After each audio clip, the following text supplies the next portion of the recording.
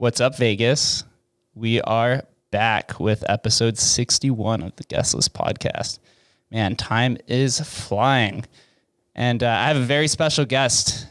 For those who have been listening and following me throughout my life, I always reference an antique store that I used to follow or used to do back in the day. Well, this man sitting across from me actually designed the Next Gen Pickers logo from about 3 years ago. But since then, his media group has been blowing up and has clients all over the city and not just on the Strip. His name is Dario Jokic, and he's the co-founder of Jokic Media Group, which, hold on, let me read this. It's a unique, structured, analytics-first, full-service media company offering marketing solutions for clients of all sizes. So we're going to get into everything in his crazy story. So without further ado, Mr. Dario. Thank you for having me, man. This is exciting. Appreciate that we finally get to do this. Like I said, when you walked in, it's been 3 years since I had the antique store, and we both have grown. How's the antique store doing? How's business? Oh, it's done now. It's done. Yeah, I unfortunately had to close it up towards the end of 2018. Okay. It was a good first business. You get to learn. I got to do it with my father and everything like that, and kind of understand how businesses work. And it's now with COVID going on. Oh, yeah. It's probably the best thing that could have happened, or else I would have been stuck just paying rent to nothing that'll ever be open. So it's been a real big pain, but I'm excited, more than excited for this. And thank you for coming on, man. So course, man. What have you been up to since then? Busy, man, growing. Got the business partner, got my investor, got a new office, and we've just been growing, man. Sky's the limit. Yeah, out here, I think we've learned that the media is so much more important now than it has been, because everything is becoming digitized. Of course. So we'll start from the beginning, build some context. Give us a brief background of who you are, how you ended up in Vegas, and kind of like what your childhood was like and how you were as a person. From Croatia, moved to Germany pretty young with my family. My parents actually came to America as immigrants. Started out from the bottom. My parents worked their way up really hard, man. And where from? Where the immigrant family from? We're from Croatia. Croatia. Okay. Moved to Germany for a little bit, and then we moved to Vegas. Out of all places. You go from this tropical paradise down to just a desert. Yeah, it's pretty insane when you think about it. But, yeah, man, we immigrant family. My parents worked really hard.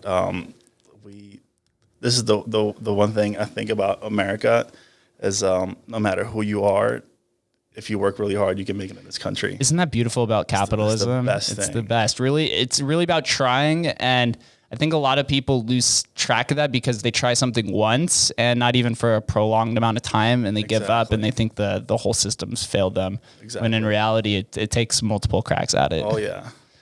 And even for me, it took a while. I freelanced. I've worked for a couple other companies. It wasn't really until I met my mentor and my best friends, or JMG, really started doing well and getting, growing and scaling. But yeah, man, I played basketball, and when it was time I was getting recruited by a couple of schools. I was going to play college basketball, and when it came time to pick a school, I didn't tell my parents or like my coach. I was looking at schools that had the best graphic design program. I was pretty realistic. So you've always been interested in graphic design? I fell in love with it at an early age, man. I got put into my freshman year in high school. I actually was back home one year visiting family, and I wasn't here to pick my classes, my electives. They automatically placed me into them. And one of the classes was graphic design. And from like week one, I was in love with this class. It made sense. I just can't explain the feeling. I thoroughly enjoyed it. And it got pretty cool my second year because my teacher, when I was in the more advanced classes, they kind of let us pick our projects. So I was like a sophomore in high school, and I was getting clients. And clients like paying clients, and I was using the work as my homework. So I was like, I'm getting paid to do my homework. This is great. And yeah, man, I fell in love with it, and I was pretty realistic. Everybody's always like thinking about when you're an athlete, like, are you going to go overseas? Is there any chance of pro? And I was always pretty realistic. I could see a career in graphic design, believe it or not. Even today, when I tell people like that, it sounds kind of crazy, but I mean, there's so many different ways to, I don't know how to say it. There's so many different ways to apply graphic design into your daily life. You don't really think about it, but you drive down the strip, and everywhere you look, everything you see is some form of marketing, some form of graphic design. Yeah, from like a billboard to taxi cabs. Yeah. I mean, to everything, to the menu in the restaurant, to the logos everywhere. Everywhere you look, literally the letters on the hotel and casinos. And people never really look at it that way, but every single aspect of our lives includes some form of graphic design, some form of marketing. Even the way this microphone was designed, for example, this label on this water bottle. And yeah, man, when when it came time to pick a school, I was, without telling I was just secretly, I kind of kept it to myself. The only thing I was looking at was the graphic design programs. And there was a school in California I was supposed to go to, and my parents are pretty excited about me going there. My friends are pretty excited about me going there. I was going to go with my teammate. And then later on in the recruiting process, I found out they didn't have a graphic design program at all. and I backed out like 2 weeks before I was supposed to move there. I had the coaches calling me and the recruits calling me, and everybody's upset. And yeah, I backed out last minute, man. I ended up going to a smaller school in California, and they had a great design program. And then when it went on, it was a 2-year community college. And then when it was time to move on to university, all I looked at was the graphic design programs. Where'd you go to university at? Benedictine University in Chicago. Oh shit! So you went from this tropical place back to somewhere where it's cold. I think you secretly just hate these tropical paradises. I'm not saying like California's tropical paradise, but the beach is nice, the weather's nice. Well, let me tell you, Chicago was a reality check and a culture shock. I'll say Chicago, 6 months out of the year is the best place in the world. But boy, when that snow hits, man, that's another world, man. Yeah, the last house that I lived in, I had 3 roommates that were from Chicago, and they all came out here because of the exact same reason. They're like, I'm tired of fucking shoveling snow in the morning or sitting in my car and waiting for it to heat up for an hour. And sometimes it won't even heat up. So you're just like stuck. I'm like, I knew the first week is always nice. It's snowing and it's beautiful. You take a nice little photo. Week 2, man, it's slush and it's ice and you're falling on your ass left and right. You're slipping and sliding. It's brutal. Yeah, I've never been out to Chicago, but honestly, anything under like, let's say 65 degrees, I am a baby. Like I'm literally wearing long sleeves right now for this just to walk outside because I was like, it's a little chilly. In the next week, summertime in Chicago is the best, man. If you're born in Chicago, it's your fault. There's so much to do in the summertime in Chicago. You've got sports. You've got some of the best restaurants. You've got Lollapalooza, history. There's a lot of history there. Yeah, it's a really good time there in the summer. So what brought you back out to Vegas? Did you leave immediately upon graduation? No, I actually left a little early. Came back. I was in a long distance relationship at the time. I was young and dumb, and weren't we all? Came home early, and that didn't work out.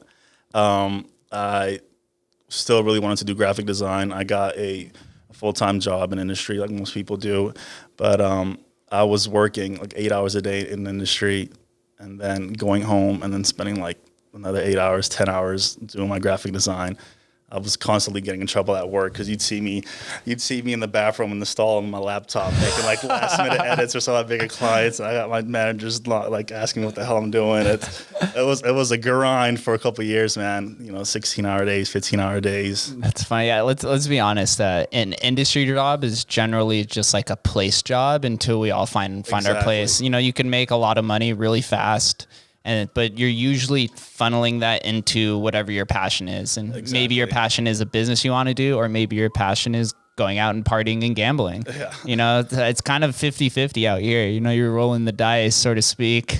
This city is crazy, man. You can take there's so much opportunity, but it's also very easy to get distracted. It is. If you want to really, grow a business, start a business, do anything really in life in this city, you have to, I think, really remain more focused than you would for me personally, like in Chicago or California. Yeah, you have to put the blinders on. Yeah. But the majority of us, I would say, fall prey to the vicious Vegas cycle, which is something I like to call where you just keep going back out over and over and over, meeting new people, and you're building social equity with all these new people that you build, but you're never building equity into something substantive that you'd like, or substantial. Agreed. So it just keeps feeding itself until one day you kind of wake up and snap out of it, and you're like, wow, I've put all this money out and I have nothing to say for myself. I mean, you have a network, and networks will take you farther in life than what you know,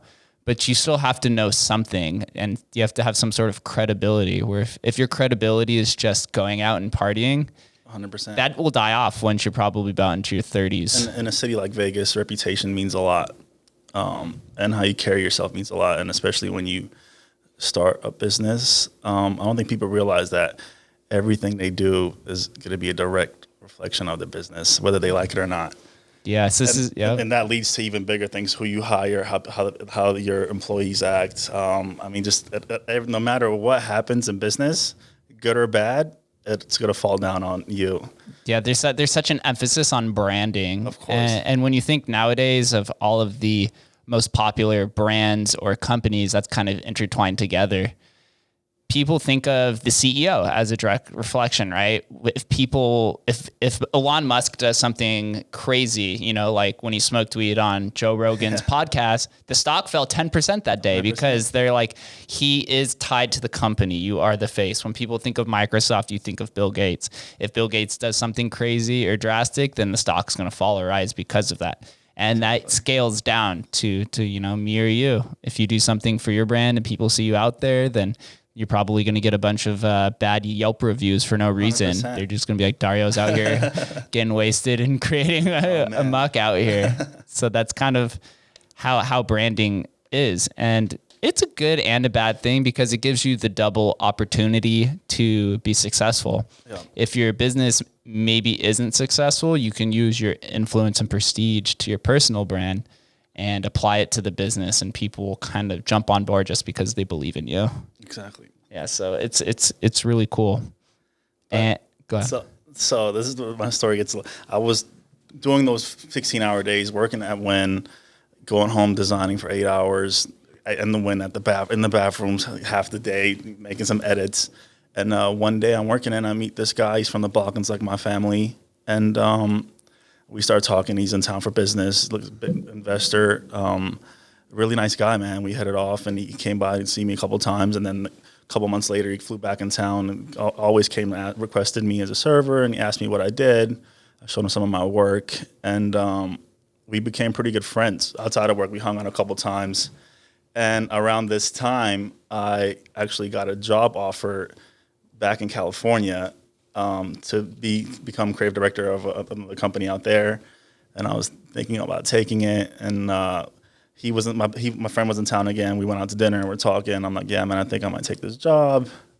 He asked me if I wanted to, and I was like, man, my family's here in Vegas. My friends are here in Vegas. I enjoyed going to college in California. I couldn't really see myself living there, but I don't want to be in the industry forever. I really want to take a step towards my career, my real career. That leap of faith. Exactly. And then, we left it off at that. And then 2 weeks go by, and he calls me. He's like, hey, man, I got to talk to you.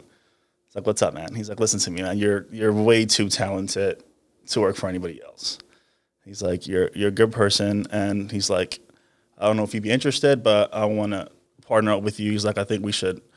He's like, I think you're too talented to work for anybody else. We should just do this ourselves. You should do it in-house. Start your own company. Like, let's really do it the right way. Get the right equipment. Like, I'll back it financially. Like everything will be taken care of. And I was kind of confused. I didn't know that well in the beginning. You're probably taken away a little bit. Even my parents and my parents are like, sounds a little too good to be true. And then I'm talking to him, and he's like, listen, man, you're a good person. The only catch is, he's like, I really believe that you're a good person, and I think that you'll do right by me. And he's like, the only catch is when you do become successful, when this business does well, you need to pay it forward to somebody else and give somebody else a chance.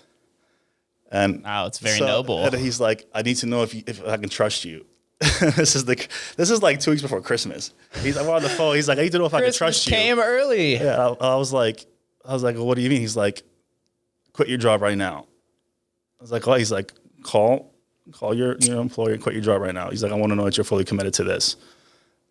And I'm sitting there, I'm like, man, what do I do? That is a leap of faith. How old are you at this point? Oh man, I was 24. Yeah, that's still in the youth. Yeah. Oh man, 25. And man, I'm just like, you know what I'm doing? I quit my job 2 weeks before Christmas. He flew out, and this is where it gets crazy.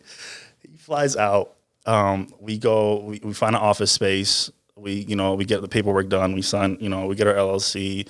It used to be Jokic Design back then. We changed it to Jokic Media Group, and we get this office. We get the equipment. We're getting ready to start. And 2 days later, he's in the hospital. What? He had some really bad stomach ulcers, and it was bad, man. Oh, he was in the ER, and I'm sitting there. I was like, this is not happening right now. He reeled you in on his deathbed? I'm sitting there like, this is not happening right now. What is going on? I'm sick. I was like, do not die on me, man. Giving him CPR. Yeah. They're like, wait, can I see your will real quick? He was in the hospital for like 2 weeks, man. He had really bad stomach issues, and he was in the hospital for a couple of days, and then he left.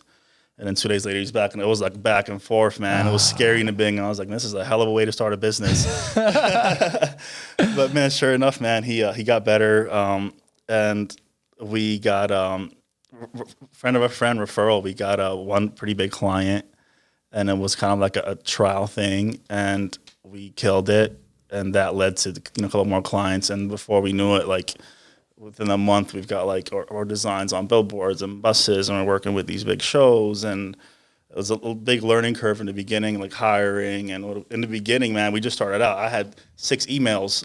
I got my email. I've got the accounting email that I'm handling. My assistant email I'm handling. So you're playing. You're like literally playing like 6 people. Yeah. I'm like, this is crazy because we were growing so fast, and scaling's a little bit of issue in this field of work. I'm trying to find the right people.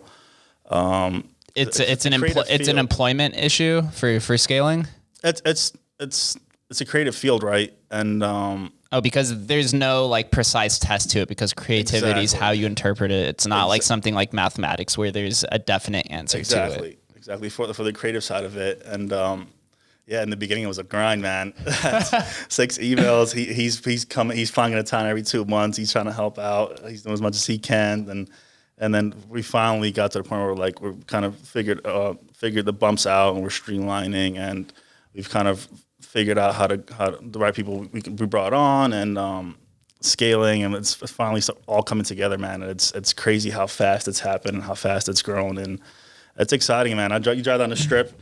And my first time it really hit me, man. I was at a birthday party at a hotel, and I got into a taxi. Actually, Ubers were taking too long, and I'm sitting in this taxi, and the taxi had the ad that we designed on it, and then a taxi, and then there's a billboard that had our design. That was yours. Yeah, and then as we're driving, it's a bus that was wrapped in one of our designs, and like, this is freaking awesome. That is awesome. So, when was the company founded? Oh man. Jokic Media Group was actually founded. It's coming up on 2.5 years now, man. So it's actually fairly new. When my investor came on, before that, it was just Jokic Design. Mm-hmm. How long? When was Jokic Design? I've been doing for over 10 years, man. Okay, so yeah, it comes with scaling. Yeah, Jokic Design started with like me freelancing out of high school. But you did it the right way, though, because when you go into broad, that'll usually prevent you from being able to scale, because you have so many different things that you have to take care of. Whereas if you go with just graphic design, and then you can take control of graphic design, then you can expand outwards into these things like digital marketing and social media, web development. That's kind of started when my freshman year of college. I was still doing graphic design, freelancing, and I would get a client, and they loved it. They're like, we love the graphic. Do you know somebody who can build a website for me? Can you build it? And I, at the time, couldn't. And so in college, I was like, let me take some web development. Did you Google classes. I took some web development classes. I was in college at the time, and started taking some of those classes, started learning. And then like every aspect of it, it's like, hey, every client was, hey, do you know some great logo? Can you build a website? Great website. Hey, do you do apps? Hey, do you do marketing? Hey, can you take over social media? Hey, do you know somebody who can print? And my goal with JMG was like to be the one-stop shop. Because a lot of times, even when I take on clients, they'll have somebody who built their website, they'll have somebody who did their logo, they have somebody's hand, and then it's it's kind of a mess, to be honest. You have different people, different styles, the way, especially with creativity intertwined in there. Exactly. So there's no right puzzle piece to it. Exactly. So my big goal was to be like a one-stop shop for everything in house. You come to us and we can handle all your digital marketing needs. And from what I've seen and some of the people that I've spoke with, there isn't actually many one-stop shops that I see because like you said, it's probably the scaling issue where you have to find certain people for certain things. And then those people won't always fit with whatever the project is. So it takes tons of different visionaries together to complete a different project. And then I'm sure with a full service, as you were saying, like, your design was on a billboard. So I'm sure you have to contact like these billboard companies and whatever companies like regulate that, and hotels and relationships. And for some of the billboards, it gets pretty crazy. It depends on the different client, but there was one client. Dario, you want to pull us up a little closer to you? There was one client in the hotel, and the way it's set up, they had to actually close a portion of the strip down to put it up. And then they put it up, and then I guess they put it up wrong, and then it's not as simple as people think. Like you can just go and put a billboard up. No, there's a lot that goes into it, and you have to get the city involved. You have to get permits. You have to shut down some place. You have to shut down a portion of the strip. It's pretty intense. Do you think Vegas is one of the most unique cities in terms of being a media group and being established out here because of the tourism and also the different blooming industries that are beginning to flourish out here as well? Yeah, 100%. We're pretty lucky, man. Pretty blessed to be based in Vegas and started out in Vegas. Vegas, LA, New York. Those are three prime places to if you're interested in marketing, if you're interested in design. It's a really if you live in town, it's a really good place to start off. And in the beginning, when I first started off, I would go to these. I'd go to this restaurant and I look at their social media, I look at their menu, and I would literally go home that night and redesign all of it and just send it to them in an email. Get their email online, send it to them like, hey, this is what I can do for you. If you're interested, call me. And I was doing this day after day, and then you slowly start building it up. And in this city, marketing is so important. Design is so important. The design. There is also somebody that I talked to on the podcast that talks about design. He owns an app studio where the idea behind design is that it makes you think a certain way or feel or maybe interpret a certain emotion and bring it out that you weren't, that you don't usually associate those words with. And that's kind of like he was more so speaking about text and all. That's why there's thousands of different font designs 100%. Because you have to get people used to your own text and then when they read that, then they think about you, and there's so much psychology that goes behind it. 100%. You can have two water bottles side by side, same water, same and you change the label on them, and you never really think about it. You just do it naturally. You tend to go with the design you like better. It could be the same product, same exact ingredients, no matter what, and you're naturally drawn to it. And in every aspect of life, people don't really think about how much design naturally plays a part in their lives, whether it's you're at a restaurant, you're looking at a menu, whether you're on somebody's social media account, you're looking at their posts. It's a natural kind of feeling that you just gravitate to. You can't really explain. That's what I love about it. You can take a business or let's even like your logo, like someone as a logo can drastically change the way you feel about a business and a brand.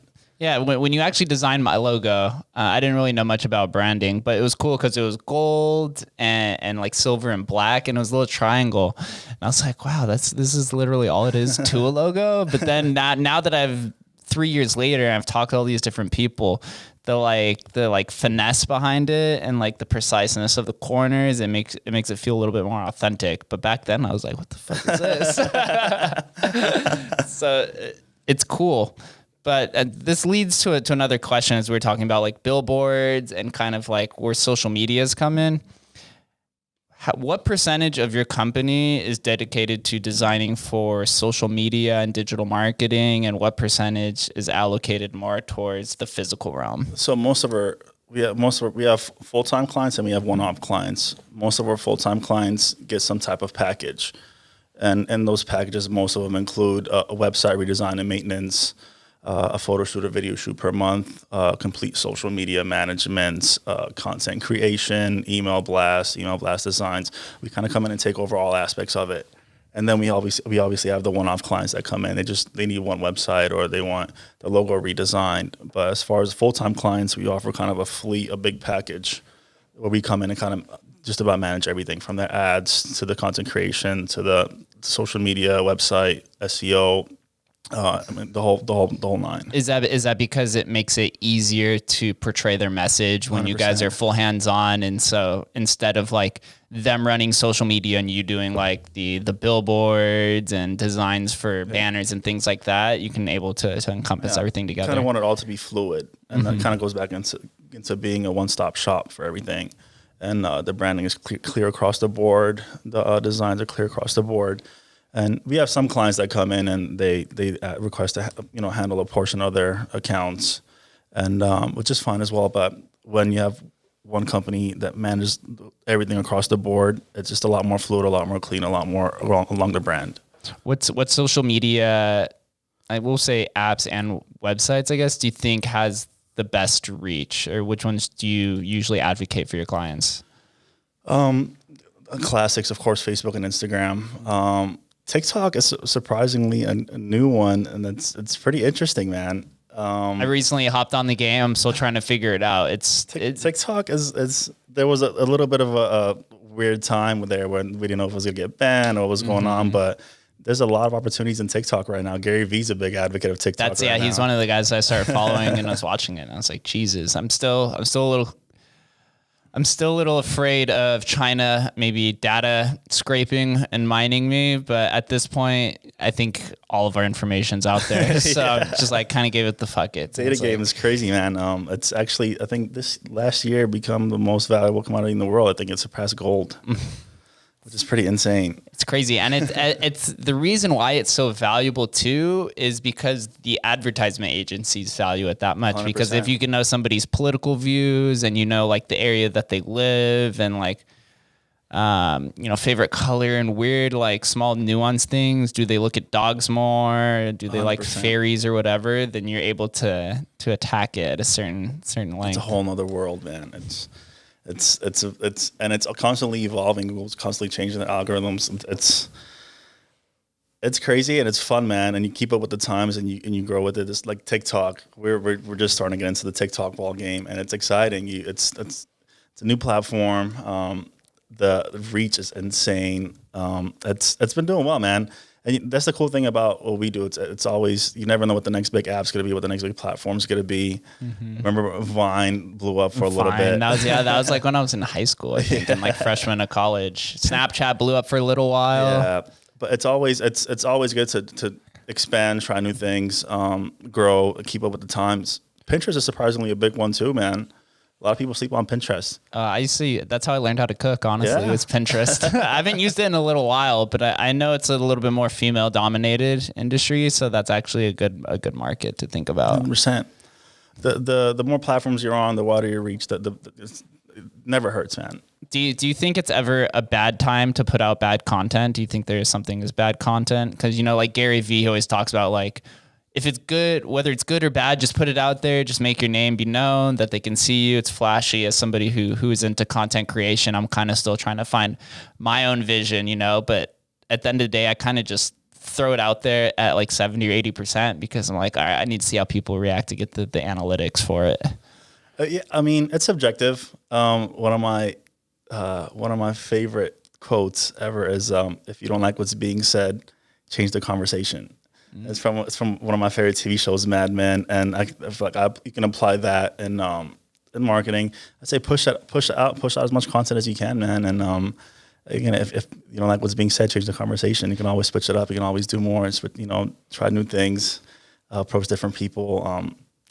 There's a lot you can do with it. I agree. Keep pushing. Yeah, pushing content creation it's such an interesting space because for a long time, I always used to make fun of the YouTube creators and a bunch of these digital marketing people or personal branding.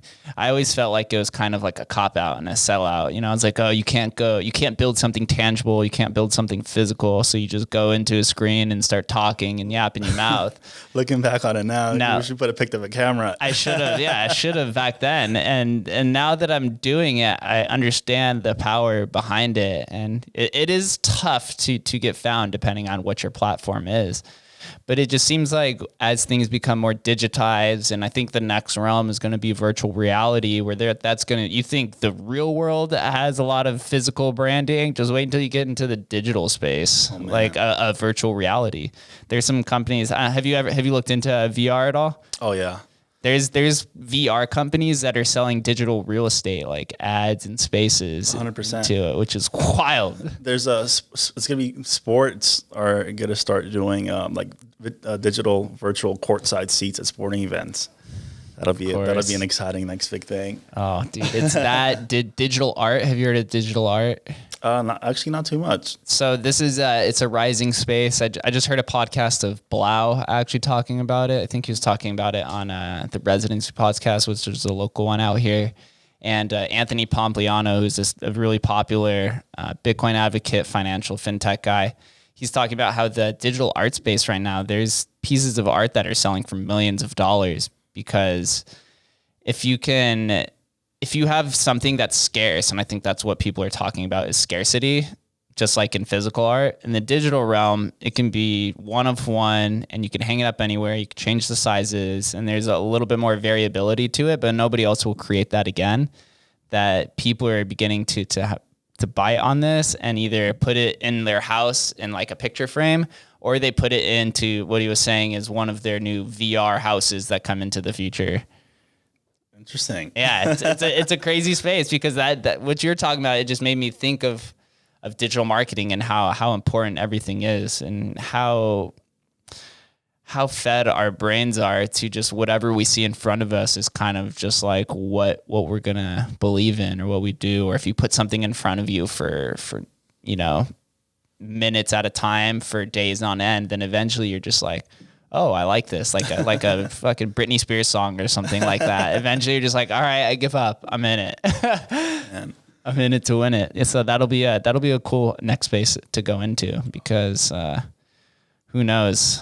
And I've also seen something with VR too. I think podcasting is going to start going into the space. A bunch of also Bitcoiners are starting to do this, where it's a VR conference room where there's a speaker in the front with a digital PowerPoint. Mm-hmm. And then there's like 200 people in the crowd with their little emoji, or I forget what the name is for your little digital person. And then the person has the presentation. And then after presentation is done, you can stay in the room for an hour or two and communicate with the people who are in the crowd. Yeah. Especially in this crazy time right now. There's so many companies that have their employees working from home. Mm-hmm. So imagine something like that, like in a time like this. I think in the future, a lot more companies are going to start doing the virtual spaces, and a lot of employees are going to start working from home, because I feel like this was somewhat of a test run for a lot of people. It is. Small business owners, and even for me personally, I think it's worked out fine. And I think a lot of people moving forward are going to explore that option. What was your opinion on COVID? Kind of take us through once it happened for your company. Did you think that it was going to be good or bad for the space? And then how have you progressed since then? So in the beginning, it was really scary. A lot of our clients in the beginning majority of our clients were either shows and hotels on the Strip, restaurants, bars, and they got impacted really hard when COVID first hit. A lot of them just completely shut down. A lot of the shows aren't back open yet at all. A lot of them aren't going to reopen. The whole bar situation, the bar tops not being able to open. In the beginning, it was scary. It was like a majority of our clients were just like halt. So I was like, man, what? No money, it's just drying up. I was like, yeah, what is going on right now? How long is this going to last? And in the beginning, we were trying to help a lot of our clients. We were like, hey, let's keep marketing alive. Let's do some discounts. We want to help as much as we can. Especially when they first started reopening, we're like, we need to really pump some marketing dollars into these companies. Like, let's help them out. Let's give them a discount. Let's do as much as we can to help them start building back up. So yeah, in the beginning of COVID, it was pretty scary because most of our clients were either shows or bars and restaurants. Towards the end of what I hope is the end of COVID, it's been a great thing for us because a lot of companies are starting to outsource, and a lot of companies are unfortunately getting rid of in-house and outsourcing. Is that's cheaper for the companies? 100% outsource. Because again, we're a one-stop shop. You pay instead of having 10 employees in-house, you pay a company like us. Yeah, so they could cut the social media market, digital marketer, web development, etc. Exactly. You got it's a one-stop and shop house. It's like having 10 employees, not having to worry about payroll and payroll taxes, and it costs money to have an employee. Yeah, it's not a cheap thing to have a full in-house marketing department, and outsourcing it's cheaper, it's effective, and especially when you have a company that does it all in-house. I mean, does it all the different types of branding and marketing. It's been crazy for us, man. We've gotten more emails than ever before, and it's crazy going from this like month of like, man, like what are we gonna close down? This is scary. Like, when are they gonna open back up? Like, just worrying realistically, and then to the following month, getting more emails and phone calls than you've had in the last 2 years. It's been pretty crazy. I would assume that the strip casinos, the ones that you're partnered with, probably had the highest contracts. It's not really. We've had some pretty big one-off clients. They're just the more consistent. Yeah, it's hard to explain. I love having full-time clients. It's the best thing for us. It's the best thing for the client. It's a long-term thing. It's their brand awareness. I mean, just the brand identity, the way everything looks and feels. It's all fluent. But I personally enjoy the smaller clients. My favorite part about doing what we do, the one-off clients, my favorite part about what we do is helping the mom and pop shops and the smaller bars and the smaller restaurants, helping them, go to the next level and helping them grow their business and helping them fulfill their dreams. It's always nice when you're working with the bigger clients, and it's money, and you get your designs are seen on the big scale, the big scene, but it always feels better, to my opinion, helping the small mom and pop shops. Yeah, it's a little bit more fulfilling, especially because you were a mom and pop shop at one point, so you've been through that a few times. 100%. So you understand the mentality that we can't do it by ourselves. Exactly. It's tough. And how often do you feel like the little guy? I'm sure even now sometimes you still feel like the little guy, because there's these even bigger 100%. Companies that are out here, and maybe not even just in Vegas, but just like 100% all across the world. And if things become digitized, then branding, you don't need a central location anymore. So now your competition's even more fierce. Exactly. It's just like all over the world. But I enjoy competition is a good thing, and I enjoy creative. There's a lot of companies and competitors I see. I'm like, man, it's good work, and congratulate them. And it's a fun. The community, I think, is very supportive of one another, and there's a lot of competitors, if you want to call them, that have. We're lucky. We're uniquely structured because we kind of do it all. But we've had smaller competitors who are like, hey, I have a client who needs this done, and they'll send me some of their clients, and we kind of all help each other out. We kind of all support each other, and we're a tight-knit community. Yeah, Vegas is a very tight-knit community. So when a new client approaches you, what would you say is the most common mistake that you see with whenever somebody approaches you? Like, well, what are they doing wrong? Is it usually something that's in the digital marketing, the social media creation, the web development? What do you see is usually the most common mistake? A lot of our one-off clients, not the full-time clients, will come in and fix issues. A lot of times it's not like, hey, they come to us first and we design their stuff from scratch. A lot of times it's, hey, I paid somebody a little bit of money to do this, and I got what I paid for, and I need it done right. Mm-hmm. And we'll come in, and I get it. When I was in college, when I was in high school, freelancing, was a lot of times where I probably was that guy that they probably made it in the bathroom on their break at work. Yeah, but it's the big thing, everybody's always, the first question they always ask is like, how much is this going to be? And it's the question, in my opinion, should always be like, what's the quality of work going to be? Mm-hmm. And,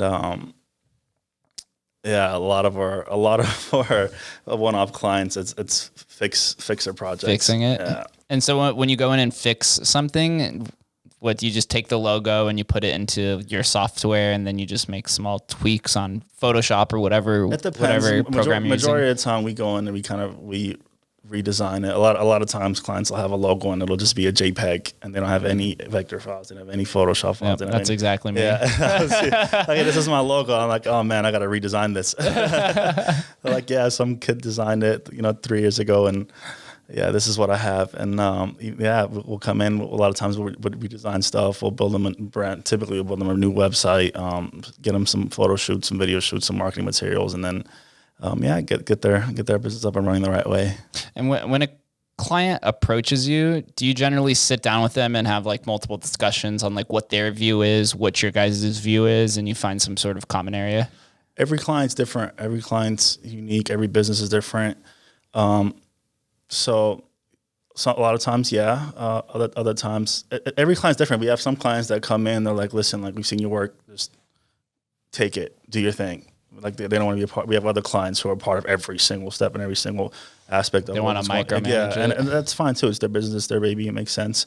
But every client's different, and we cater to both. And we know we just try to do the best we can and to accommodate their requests. Yeah, I can see how that can become tiresome for you and for the client, because you're worrying about it because you're paying. These things are not cheap. There's something that I've learned, digital marketing. That's why I kind of do everything on my own right now. I am just waiting for the day where I can make some money and outsource it to someone like you or some cool companies where I don't have to think about it, because it's very time consuming for the most part, between 100% creation, ideation, and I think when it comes to something like marketing, we're talking about creativity. How do you value or weigh or evaluate somebody's creativity when you want to like bring them on to your media group? It's subjective. Art is subjective. Yeah, there's no. I'm assuming there's probably not just a straight up interview. Exactly. That's not. And it's nice. It's important to have different styles and different different views, different styles, different like the way they look at art, and have different options. And it's always nice to every client we get, we kind of. We obviously discuss the projects with them, and we kind of figure out what their goals are, we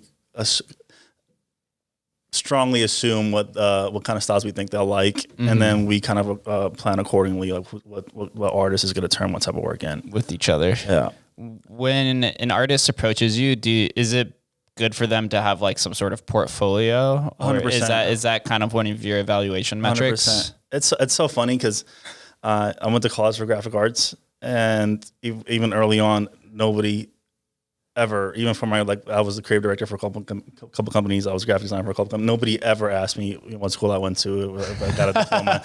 Everybody only asked for your portfolio. So that's it. There was my first. This is a fun one. My first creative director application position. It was a big marketing company in LA, and there was 100. I want to say 100 of us who were moved to the second group of interviews, and the owner stands up. We had a quick brief conference, and he's like, "I want everybody here to email me their portfolio and their first and last name, and that's it." And all right, and that was it. It was a 5-minute second interview. It was a big board, room, and we were all sitting there. And we went home, got on my laptop, and I emailed him exactly what he asked for: my first name, last name, and my portfolio. And the following week, he calls me, and there's like 12 of us, and we made it to the third round. And he's like, "Do you guys know why you're in the third round?" And we're like, "Why?" I'm thinking my work. He's like, "Because you were the only out of those 100 people. This group was the only group that listened to my instructions and didn't didn't put anything else but their first name, last name in their portfolio.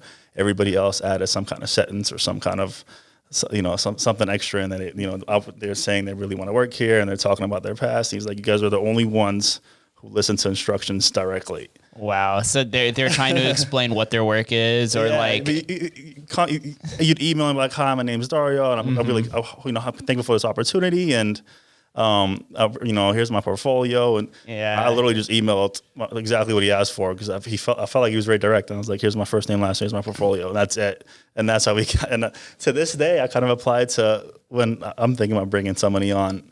Okay, it's a kind of a unique. It shows confidence in yourself and the ability to follow instructions, exactly. Right? So like the people who emailed, and they were kind of either giving them a description of who they are, or maybe trying to describe like a picture, that it shows that they're not completely confident in their picture, because or else it would be there. The work would talk for itself. Yeah, that's something that stuck with me to this day, and I applied to my business now. All right, guys, if you're some graphic designers out there, opening, be sure to do it. Yours are gonna have a little bit of a little head start. Yeah, isn't it strange once you become like the owner or the boss, or you're running your own show, and you look back, 5 or 10 years, whatever the time frame is, and you think about going through your own job hiring process and how much you're sweating it and thinking like, okay, they're gonna ask me like, what of these 3 colors, what makes you feel this certain way? Or they're going to ask you about like what animal you would be in the safari and these weird things. And you're like, what? These aren't even relevant to this job. But then once you get on the other side and you're like, okay, obviously like it's a strange question, but they're looking for a specific answer to show like what your values or your skill set, your morality or something like that. The one I hate, when I was younger and I'm applying for jobs, they'd always like, you stand up and you say your name, and they're like, say an interesting fact about yourself. And I'm always like, the hell's an interesting fact? I'm pretty boring. Well, your interesting fact would be obviously that you hate tropical weather. Like if it's nice, I'm not down. I want to be either in increasingly hot weather that's maybe going to kill me at some point, or it needs to be freezing where I can't start my car. Do you ever go back home to Croatia? It's been a while, man. It's been a long time. I need to go. I actually really wanted to go this summer, and COVID happened. I wanted to go in June for my birthday, and COVID happened. So I'm gonna hopefully try to go next year around June. But it's been a while, man. I haven't seen my family in a long time. What's the life like out there? I've never actually, outside of you, I've never met somebody from there. Croatia's beautiful, man. I've seen the pictures for Yacht Week. That was something I always wanted to do. Croatia's beautiful. From Game of Thrones, the Yacht Week is amazing. It's funny because a lot of my friends here in Vegas are starting to go on Yacht Week, and they're like WhatsApping me like, I'm in Croatia, I want to go. I'm like, man, I haven't been years. But yeah, man, that's a pretty big goal of mine. I need to go back next year and go just see home and then visit the family. And man, I've got little nephews and cousins that have grown up and I haven't seen them in a while. So it's something to look forward to. Is it, for the economy out there, is it also like a democratic capitalist society? It's kind of good. You see, there was a lot going on in Serbia recently with their president and COVID and the lockdowns, and they had their little riots out there as well. And I try to avoid politics, man. It's tough. It's very polarizing, especially here. Yeah, I try to avoid politics as much as I can. I think that being an immigrant, the one thing I love about America is like just the freedom of anybody can make in this country, no matter who you are, and be like, it's the freedom to think what you want and say what you want. So whatever political views you have, or whatever whatever your views are, hey man, it's a free country, they're yours, and God bless you. Yeah, that was something that we were talking about before we hit record. That a lot of people, they give up on themselves in the very beginning after, one try maybe, and then they want to say that the capitalist system has kind of failed them. But in reality, it takes it's a grind, multiple stabs and a grind. It's every day, hours. There was so many times where I was like, it's 16 hours. I've worked 16 hours straight. I'm going to take a 4-hour nap and then I have to wake up and go to work again. And there's so many times when I was like, man, what am I doing? Like, I'm just busting my ass right now. Like, when am I going to get my break? And it took years and years of grinding. Got to really stick with it.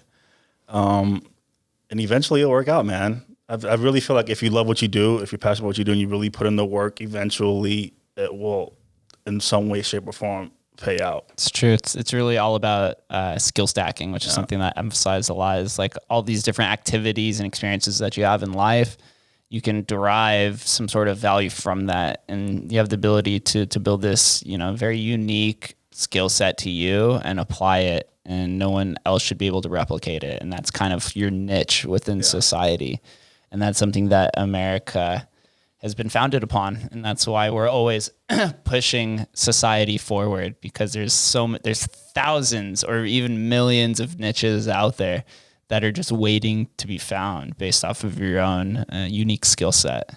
So it's a beautiful thing to do, but you just have to believe in yourself more so than anything, because 100%. I know there's multiple times where I woke up and want to give up shit. Even when I start this podcast, sometimes I'm like, fuck, I don't want to do this. Not the conversation. The conversation's awesome. But then when you realize, all right, I have to edit this, I have to wait for the loading, I have to reach out to people, and there's all these different things. You're just like, you have to believe in yourself. There's people gonna doubt you, man, and you could have family that's gonna doubt you. You could have friends that are gonna doubt you. You got people that are gonna, like, who does this guy? What does he think he's doing? And if you believe in yourself, love what you do, man, and keep going, man.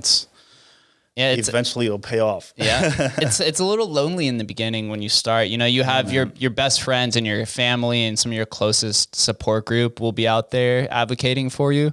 But a lot of the people that surround it won't hop on the bandwagon until they see some sign of success. Exactly. So it's kind of this like catch-22 where it's like, how do I build supporters and get them on board? Exactly. But I have to get people to believe in me. So in the beginning, it's tough, especially if you're. For me, in the beginning, I was working in industry and I'm freelancing on the side, and a lot of people won't take you serious in the beginning.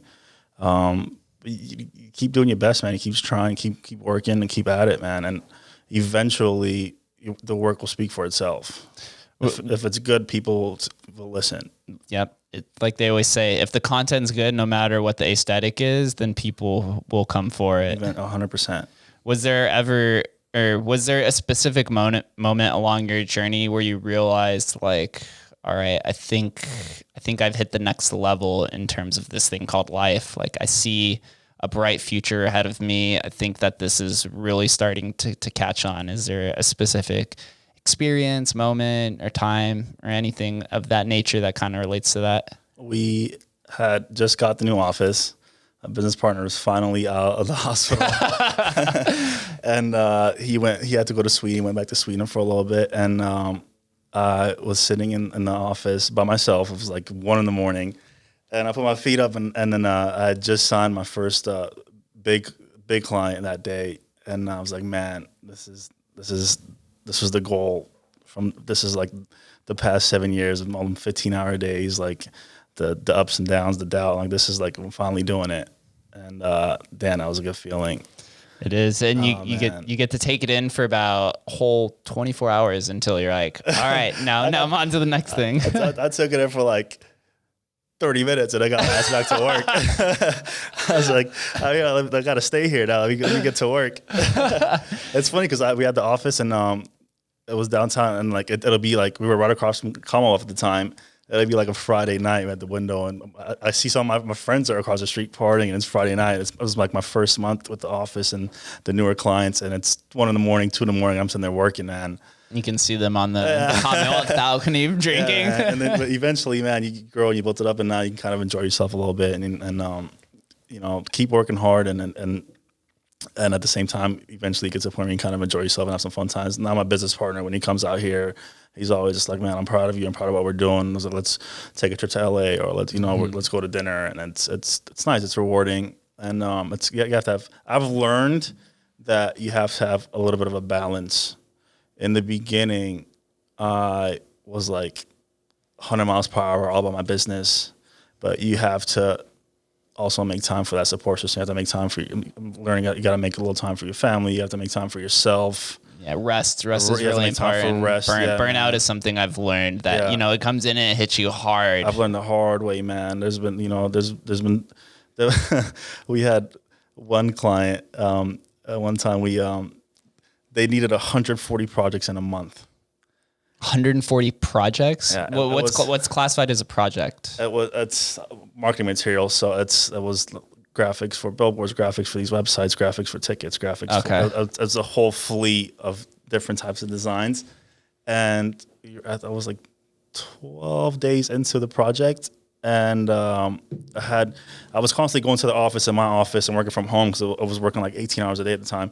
And I had the rookie mistake. I had my one external hard drive and had all the files on it, and I didn't have my backup. And I'm at their office. I'm like 2 weeks in, and she accidentally knocks it over, and I lost almost all the files. Oh, so now I had like this is the rookie mistake in the beginning. This is early on. I had 2 weeks to redo all these. So I learned really quick what a burnout felt like after that. always backup everything. Have a backup on a backup on a backup. Yeah, have 3 of them. That's something that happened to me recently. Is I had just bought like a 1 TV USB, and I had a few video files on there, and it got corrupt, and I was like, oh my god. Obviously, I was able to pull it from YouTube, but it degrades the quality a little bit. So I was like, oh man, I had to learn. So now I back up things to 2 different files every time because you never know.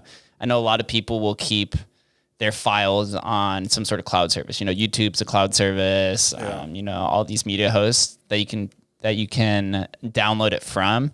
And I'm sure there's other things like that as well. But like you have to keep in mind that these servers can go down at any point. Like what if they get hacked?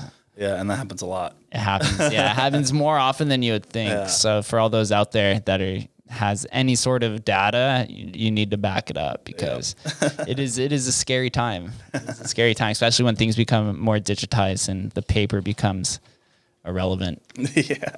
It's weird. Something that we didn't get to talk about that I had written down was on your website, I saw that you had a lot of recognition for things that you've done more recently in 2017, 2018, 2019, some awards. Yeah, I saw. Nominated for some awards.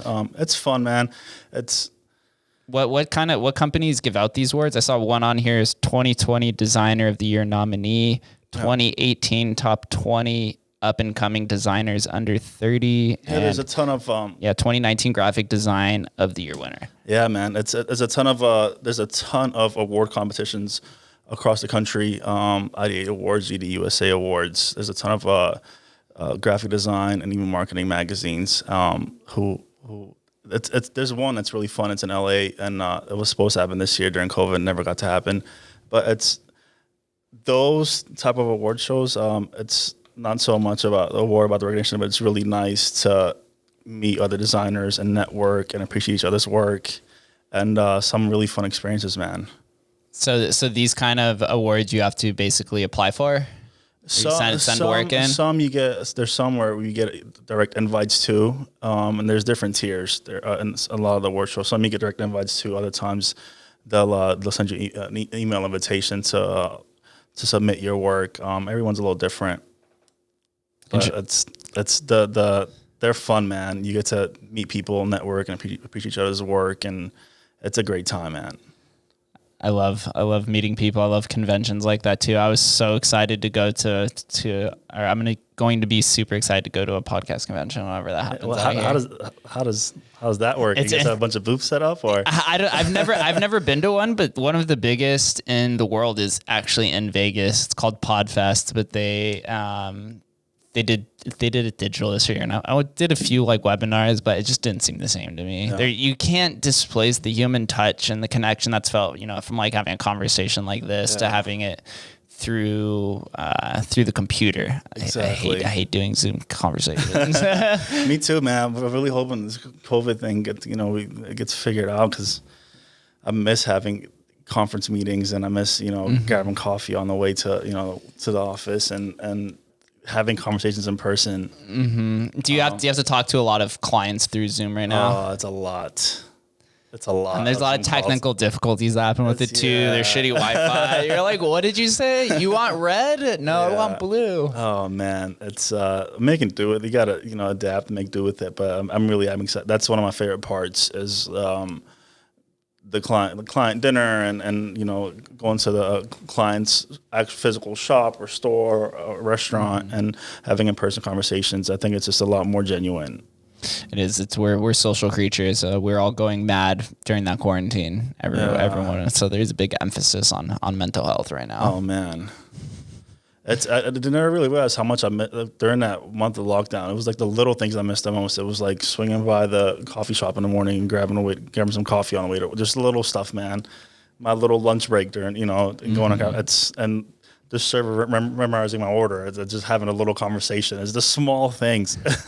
It is it is the small things that we are appreciative in life. That's the things that we will remember. It's weird to see. It's interesting to think about what the next small things will be once this new normal is, or whatever it is, and the things that we adapt and pick up every day, and our idiosyncrasies that change. Yeah, man. Coffee will stay the same though. Yeah. Can't displace it, man. Can't displace it. It's my favorite. Well, Dario, this was a dope and very insightful conversation. My first podcast ever. As I told you before we walked through the door, I guarantee you this will not be your last one. Whether you come back on this show or you go on to another show, podcasts are massive. I make this joke all the time. In 2020, I don't know what popped up more, real estate agents or podcasters. It's one of the two. But before we get out of here, I always ask two questions, same questions to everybody. Okay. First one is, the year is 2030. What does the ecosystem of Jokic Media Group look like? What is your 10-year plan? I would love to have an office here in Vegas, office in Cali, office, a couple offices, give more opportunities to younger freelancers that I wish I would have when I was younger, and just doing what we love, man, growing, scaling, and just genuinely helping people and genuinely enjoying what we do. When my business partner came in, the one thing he's like, pay it forward. So I'm really looking forward to the opportunity of like giving some younger freelancers like a shot to come on and do this full time and not have to go through as long as a grind as I did in the beginning. It's a very genuine and optimistic outlook. What does Las Vegas mean to you? Man, you have to love the city. There's some times where you're like, only in Vegas. Yeah. There's a lot of times where you're like, man, this city's crazy. And at the same time, when I moved to Chicago, I realized how much I took the city for granted. When you're living here, you take it for granted, man. We've got everything in our backyard. Everything, isn't it? It's crazy. And it's when I moved back is when I finally realized like you have to like everything in life, especially like where you live, is what you make it. And it's very easy to make it a good thing in Vegas. Yeah. Sky's the limit here, man. Opportunity is plentiful. 100%. Plentiful. There's actually a trend. I'd say the majority of the people actually answer that question with the land of opportunity. 100%. That a lot Sky's of times the limit. People see it. Sky is the limit. It's beautiful. Where can all of the listeners or viewers who are watching on YouTube, where can they learn more about you? Follow us on social media, at Jokic Media. Check out our website, and yeah, we got some more content, more creative stuff coming soon. Hey, what's the website? Same thing? JokicMediaGroup.com. Hey, you guys heard it here first. I'll make sure that it is attached to the show notes at the bottom.